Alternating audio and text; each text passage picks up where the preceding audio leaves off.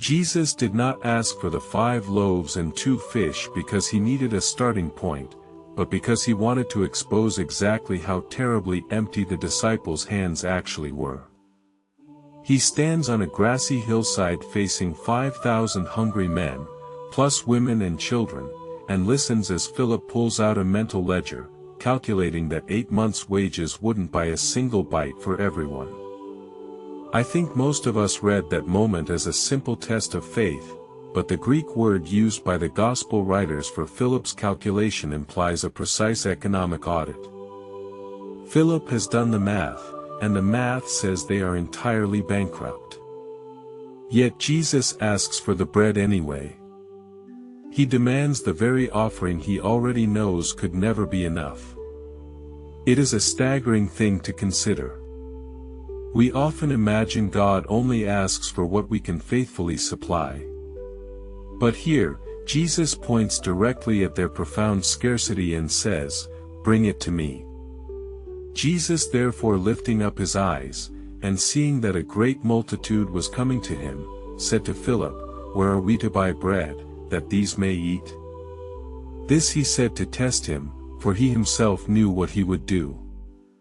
Philip answered him, 200 denarii worth of bread is not sufficient for them, that every one of them may receive a little.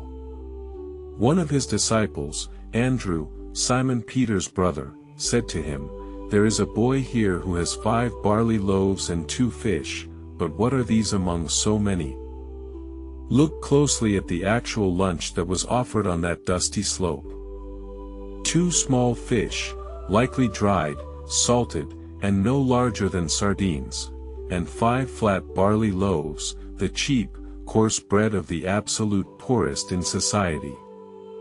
It was not a grand offering from a wealthy patron, it was a peasant child's meager travel ration, barely enough to keep a boy fed for the afternoon.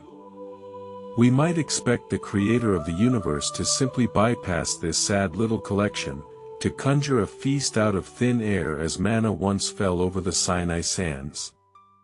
Instead, he takes the completely inadequate thing and makes it the foundation of the miracle.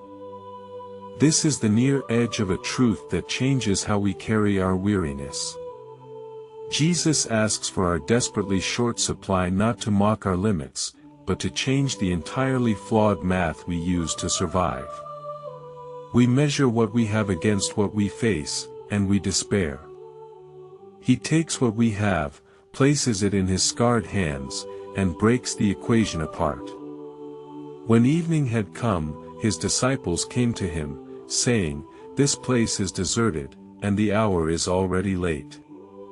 Send the multitudes away, that they may go into the villages, and buy themselves food." But Jesus said to them, "They don't need to go away. You give them something to eat."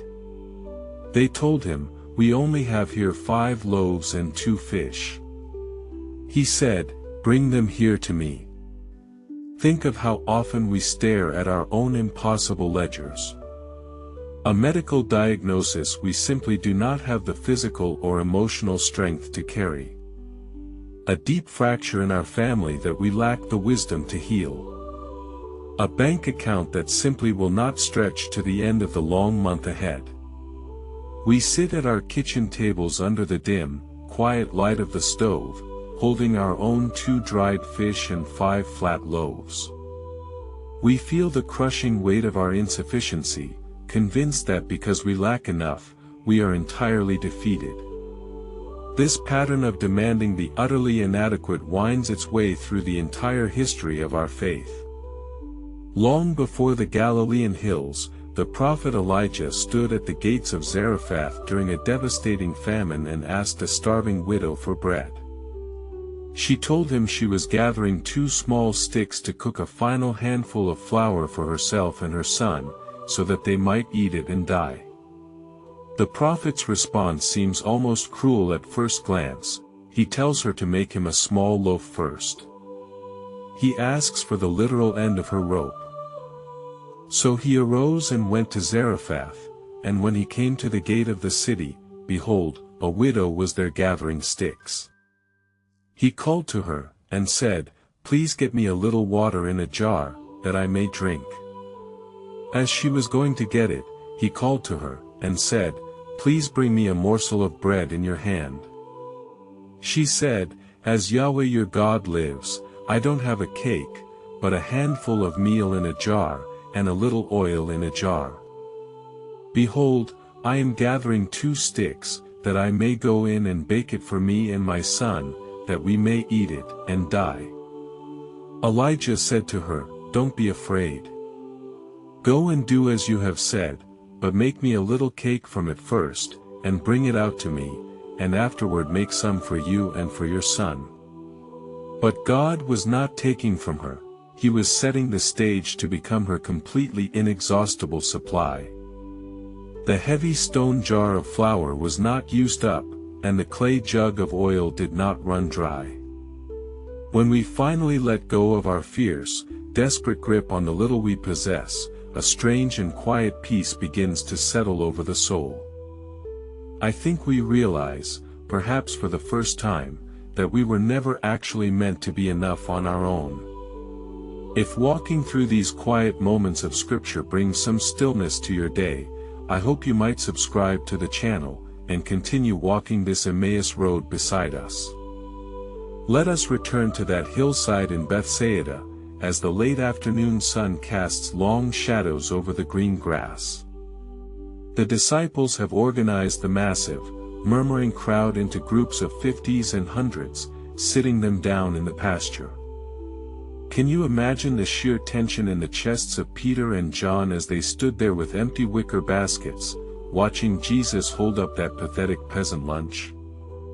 What happens next is very quiet, yet it turns the axis of the world.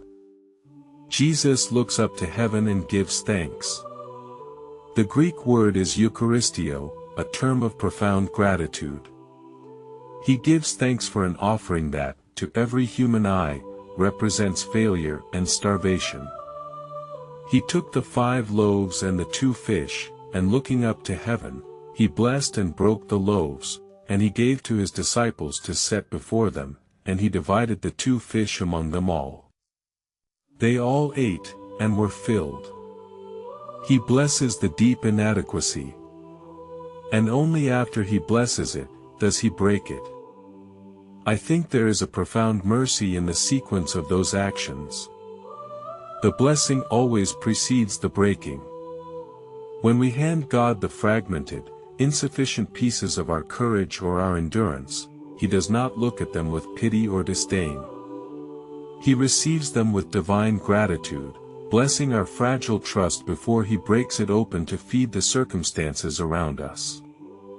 We see a similar, quiet surrender on the muddy shores of the Red Sea. Moses stands with an entire nation of terrified fugitives pressing against his back, and the churning, impassable waters roaring in front of his face. He cries out to God, and God asks him what is in his hand. It was just a wooden shepherd's staff. A length of dead wood, worn smooth by years wandering behind sheep in the wilderness of Midian. Utterly useless against the iron chariots of Pharaoh. Yet, when Moses stretches that deeply inadequate stick over the dark waters, the sea tears itself in half. Yahweh said to Moses, "Why do you cry to me? Speak to the children of Israel, that they go forward. Lift up your rod, and stretch out your hand over the sea, and divide it, and the children of Israel shall go into the middle of the sea on dry ground." God did not need the wood. He needed Moses to release the only thing he had left to lean on. Watch the disciples as they begin to walk through the heavy grass, pulling bread from the baskets to hand to the waiting families. At what exact moment did the multiplication happen? The text never says the fish grew into a shimmering mountain before their eyes. The multiplication seemed to happen in the dark, hidden space of the basket, in the quiet act of reaching in, over and over, trusting that something would be there. They gave away what they had, and suddenly, there was more. The grace of God often functions exactly like this in our own seasons of scarcity. We do not receive a sudden, overwhelming reservoir of strength for the next 10 years. We receive exactly enough peace for the next step, exactly enough grace for the next difficult conversation, exactly enough breath for the next hour. He has said to me, "My grace is sufficient for you, for my power is made perfect in weakness." Most gladly therefore I will rather glory in my weaknesses, that the power of Christ may rest on me.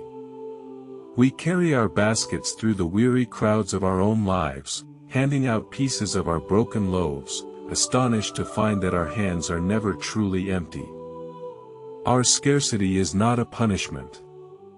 It is the very soil where God plants His abundance.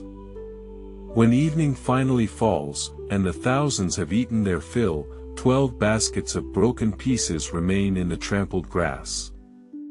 One full, heavy basket for each disciple who had doubted. One basket for every man who thought the original offering was simply too small to matter. We walk away from the hills of Galilee carrying the beautiful, heavy truth that our utter lack is not a barrier to God's provision. It is the very doorway through which He chooses to enter. May you find the quiet courage to place your incredibly small offerings into His hands today. And as you surrender what you know could never be enough, may you watch the Lord of heaven and earth bless it, break it, and turn it into a feast. If these moments brought you peace, consider subscribing and walking this road with us. A quiet like, or a word left in the comments, helps these reflections reach others who need them, and that support is what allows us to keep creating them. May peace remain with you until we meet here again.